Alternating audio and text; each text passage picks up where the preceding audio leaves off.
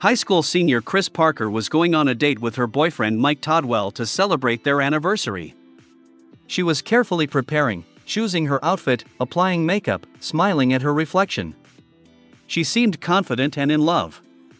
But at the very last moment, Mike calls and cancels the meeting, citing family reasons. Chris can hardly contain her disappointment, tries not to cry, and in order not to be alone, invites her best friend Brenda over. They sit down in the living room, complaining about the boys, but the conversation is interrupted by Chris's mother, who asks her to fill in for the family nanny and babysit the neighbor's children, Sarah and Brad Anderson. Chris reluctantly agrees. Soon she arrives at the Andersons' home in Oak Park. Her mother and father go to a party in Chicago, leaving her with 8-year-old Sarah, an energetic, talkative girl fascinated by Thor comics, and her 15-year-old brother Brad, who has a secret crush on Chris. Brad was supposed to spend the night at his friend Daryl's house, but after learning that Chris is the babysitter, he changes plans. After a while, Daryl Coopersmith himself arrives, a cocky and caustic teenager with a lot of inappropriate jokes. They start the evening in a normal domestic setting. Suddenly there's an urgent call. It's Brenda. She ran away from home after a fight with her parents and is stuck at a bus station in downtown Chicago with no money. She's in a panic and asks Chris to rescue her. Chris doesn't want to leave the kids, but Brad, Sarah and Daryl convince her to take them with her. They get into the family station wagon and drive downtown. On the way, the car gets a flat tire on the freeway. Chris realizes she left her purse with her money and license with the Andersons. They get stuck on the side of the road until they are picked up by a tow truck driver named John Pruitt. He looks menacing, with a metal hook instead of an arm, but turns out to be friendly and offers to help, taking them to the station and paying for the tire later. On the way, Pruitt gets a call from his boss informing him that his wife is cheating on him. Furious, he abruptly turns the tow truck around and rushes home. He bursts into the house, pulls out a revolver, starts screaming, followed by Chris and the teenagers, frightened and shocked. A bullet accidentally pierces the windshield of Chris's station wagon. Meanwhile, Pruitt's wife's lover jumps out the window, gets into a Cadillac parked on the street and steals it, not knowing that Chris, Sarah, Brad and Daryl are sitting inside. The new driver turns out to be a car thief named Joe. Joe brings them to a gang warehouse located on the south side of Chicago. The headquarters of a criminal network that steals cars is located there. A deputy ringleader named Graydon berates Joe for bringing witnesses, as the kids have seen everyone's faces. They are locked in an office on the second floor where Joe and Graydon discuss what to do. Chris and the teens realize they are in a dangerous situation. They find an open vent and escape through it. Once outside, they enter the nearest club, unaware that it is a blues bar. A band is playing on stage and they are not allowed to leave until they play their song. One of the musicians, with a chuckle, challenges them, "You can't leave a blues club without singing the blues." Chris takes the microphone and improvises. She sings about all her woes, about a failed date, about kids, about urban horrors. The band plays along, the audience sings along, the stage turns into a live performance where everyone relaxes. The audience applauds. Just as they are leaving, Joe, Graydon and their boss Bleak burst into the club. But the club owners detain them, allowing the teens to escape. Chris starts to tire, but remembers that she left her friend at the train station and feels responsible again. Brad, trying to comfort her, confesses his feelings, but Chris gently tells him he's too young. He's depressed, feeling awkward, especially in front of Daryl, who teases him. On the street, they meet a prostitute who lures Daryl to her place. Chris intervenes in time and pulls him away, then tells him he's just a kid too. Everyone is overtired, stressed, hungry, cold and dirty. The gang shows up again and starts chasing them. The teens run, jump into a subway car. There is a scuffle between the two rival gangs. One of the gang members has a butterfly knife in one hand. Word for word, a fight breaks out. Brad gets shot in the leg. Chris screams, Sarah cries, Daryl is terrified. They rush to University Hospital where Brad gets stitches. The nurses look at them with suspicion.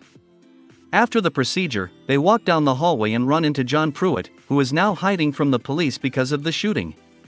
He says he replaced the glass, but the money for the wheel is demanded by Dawson, his boss. Dawson wants $50, the teens don't have that kind of money. They head to a fraternity campus where a raucous party is just going on. Music is blaring, dancing everywhere, loud laughter and crowds of students. One of them is a charming and attentive guy named Dan Lynch who notices Chris amidst the hustle and bustle.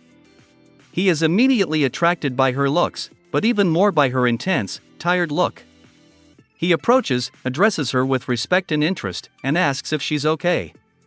Chris is hesitant at first, but then briefly tells him about how they're stuck in the city with no money and are trying to just get home before her parents return. Dan listens intently, sympathizes, and without asking too many questions, pulls out his wallet. He donates $45 to them, almost all the cash he had on him. He then offers them a ride to Dawson's garage, gets behind the wheel of his car, and drives them quickly but carefully through the nighttime city. Soon they arrive at the garage. There they meet Dawson, a huge man with hair as white as snow, wearing work overalls, with a heavy sledgehammer in his hands. His imposing appearance stuns everyone except Sarah. The girl, looking at him with admiration, remembers her favorite superhero and whispers that it's Thor. Unashamedly, she walks over and holds out her little toy helmet to him. Dawson takes it in his hands with surprise and a warm smile flashes in his eyes. Touched by her innocence and trust, he exchanges anger for mercy. Despite being $5 short, he waves goodbye and lets them take the car, everyone thanking him. Meanwhile, on the other side of town, Bleak, Joe, and Graydon continue their search. They scour the streets, asking questions, calling their people. In the car, driving through yet another neighborhood, Joe begins to have doubts. He remembers the kids singing the blues, how scared Sarah was in the hijackers' office, and how sincerely Chris tried to protect them. He becomes more and more sympathetic to them. At one point he tells Bleak that these teens are no threat, they just want to get home. But Bleak, a man rigid and obsessed with his power, only irritably throws in that they have information that could hurt them. He's not going to back down. Joe remains silent, but a decision is beginning to mature inside him. The group heads to the restaurant where Chris said Mike was supposed to be. They walk in and see him sitting at a table with another girl. Chris is literally seized with rage. She abruptly heads over to the table, pushes a plate of food right at Mike and yells at him that he's a coward and a traitor. You can hear the disappointment and resentment in her voice, as if everything she believed in has crumbled in an instant. Brad, shocked by her action, wants to stand up for her but realizes he can't raise his hand against Mike. At this point, Daryl, standing a little to the side, can't watch the scene any longer. He kicks Mike sharply in the stomach and he falls off his chair with a thud, attracting the attention of the other diners in the restaurant. Meanwhile, while everyone is preoccupied with what has happened, Sarah notices a toy store across the street. Her eyes flash, and as if sensing that something must return her to a world without worries, she decides to run away. Inside the store, she is overwhelmed with emotion. She is tired of everything that is happening, of the adult world, of responsibility, and decides that she wants to return to her childhood, forget about all the problems and just feel like a child. However, she is suddenly spotted by Bleak, and the rail chase begins. Sarah, filled with anxiety, rushes to the office building, climbs to the top, her heart pounding with fear, but she does not stop. Reaching the edge, she decides to escape through a window and crawls along the narrow ledge, desperate to find a way to freedom. People begin to gather in the street below, and they watch in amazement and horror at the girl at such a height. Fear and anxiety grow, but for Sarah it's another chance to escape from the reality that she misses so much of her childhood carefree spirit. Chris, Brad, and Daryl see that Sarah is gone. They run into the building, climb the stairs, and run out onto the roof. Sarah is hanging from a ledge, her arms weak. Chris, not thinking for himself, rushes to the window and pulls her out. Everyone is in a panic. Bleak comes up next. But Joe shows up and knocks out his boss, saving the teens. Daryl gives Joe back a Playboy magazine he happened to have. In the magazine were important papers, blueprints for the gang. Joe takes the magazine and tells them to run. Chris, Brad, Sarah and Daryl go to the bus station and pick up Brenda, who is already desperate. She is happy to see her friend.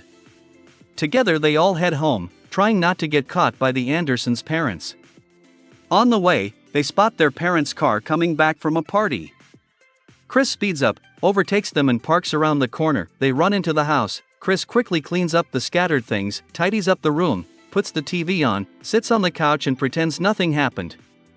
Her parents walk in.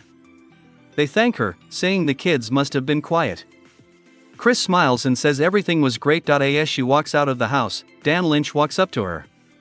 He is holding one of Sarah's roller skates that he found in the car. Sarah nudges Chris toward him. They smile at each other, laugh, and there is a spark between them. They kiss goodbye. In one night, the teens have grown up and Chris has changed her outlook on life forever.